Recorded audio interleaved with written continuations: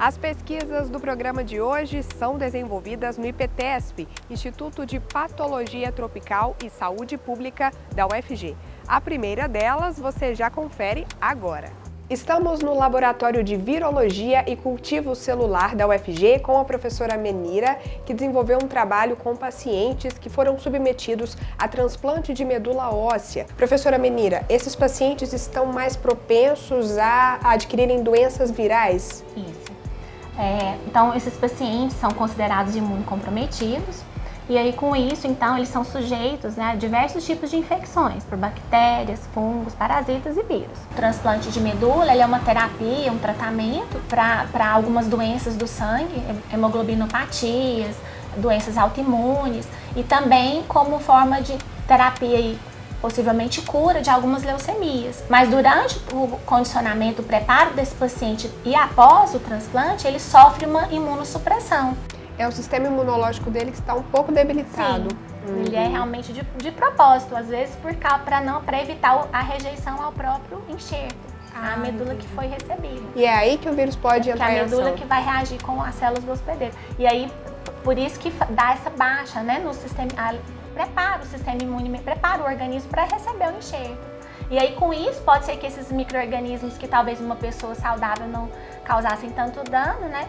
Por isso que a gente fala que às vezes é uma infecção até oportunista, né? O vírus, talvez ele não seja, né, cause tanto dano assim no paciente saudável, mas no indivíduo imunocomprometido ele pode causar, né, uma infecção mais grave, disseminada e até a morte, né? Isso que a gente está avaliando. Quando o vírus se replica, naturalmente, né, ocorrem mutações no seu genoma, pelo próprio processo replicativo, né? O que a gente está perguntando é o seguinte: será que esse ambiente, né, o hospedeiro imunocomprometido, estaria favorecendo mais essas mutações?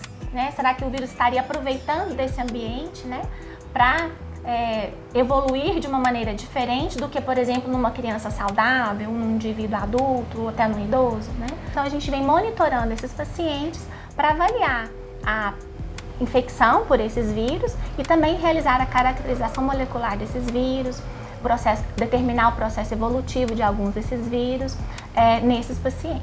E que tipos de vírus foram analisados, professor? Então a gente trabalha com os vírus gastroentéricos.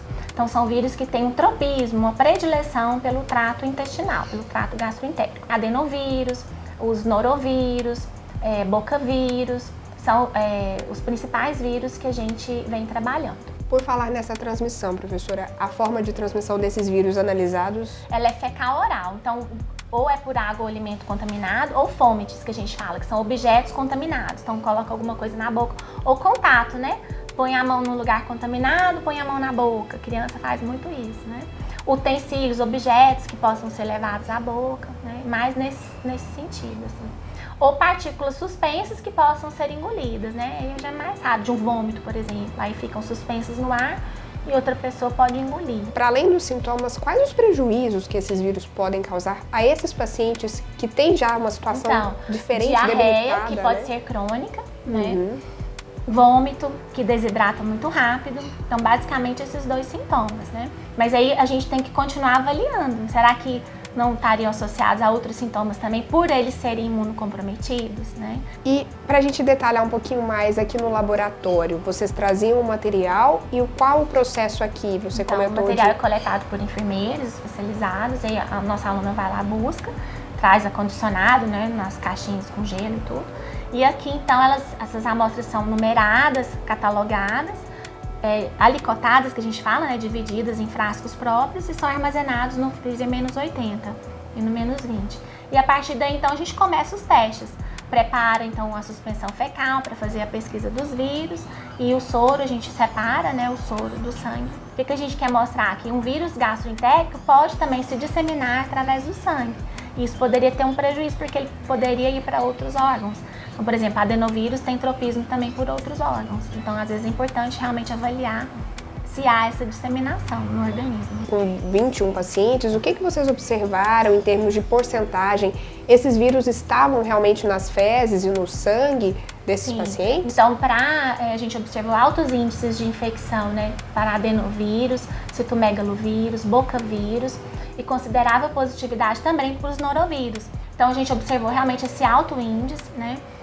Para citomegalovírus, é importante esse monitoramento por causa da infecção ativa. O vírus pode se disseminar para o organismo, causando elevadas taxas de mortalidade.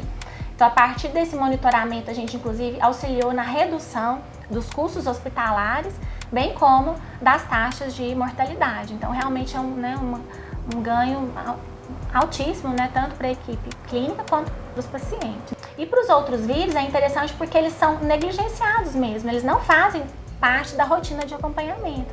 Então a gente chamou atenção, olha, tem outros vírus aí, pode ser importante, né, começar a monitorar esses vírus. Eles podem estar se disseminando nesse ambiente nosocomial, infectando novos pacientes, né, ou até mesmo pessoas da comunidade que vão visitar pacientes no hospital, né, a própria equipe clínica. Então, assim, isso chamando a atenção, né, o primeiro é a pontinha do iceberg, né, a gente vai continuar pesquisando, mas a gente pelo menos chamou a atenção para a presença de outros vírus também, né. E professora, os resultados surpreenderam vocês? Sim, para alguns vírus sim, a gente esperava encontrar, mas não tanto, porque a gente achou mesmo um índice considerável e não só isso, essa questão do vírus ficar por muito tempo, a gente não esperava encontrar vírus por tanto tempo no mesmo paciente, né. E a gente sequenciou e viu que era o mesmo vírus mesmo que estava ali, né? Então, assim, alguns resultados realmente surpreenderam e trouxeram novas perguntas, né? Que é o que a gente está buscando agora. A parte mais nova do estudo, que está em andamento, é a observação, né? O estudo das mutações desses vírus, no genoma desses vírus. Então, tem uma aluna, uma orientanda de doutorado, que está indo para o NIH, nos Estados Unidos, em parceria, uma pesquisa em parceria. Ela vai levar as amostras daqui e vai avaliar, então, como esse vírus está mutando, né? E aí, o que isso implicaria, né? Será que está gerando uma variante viral nova que poderia ter consequências para a comunidade, né? Então, ser disseminado de forma mais ampla ou ter uma maior gravidade, a infecção. Então, a gente vai começar essa parte da pesquisa agora.